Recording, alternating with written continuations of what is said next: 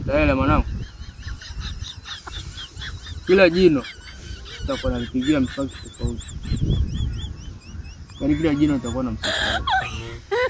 Nikipata hela nitakuwa nalipia kila hatua nitakayokuwa natembea huko ardhini.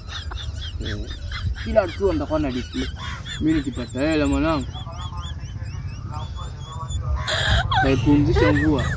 Mvua itakuwa inatokea chini, itakuwa inaenda juu, sababu imechoka sasa. Toka zamani sana imeanzia kutoka juu kuja chini. Hali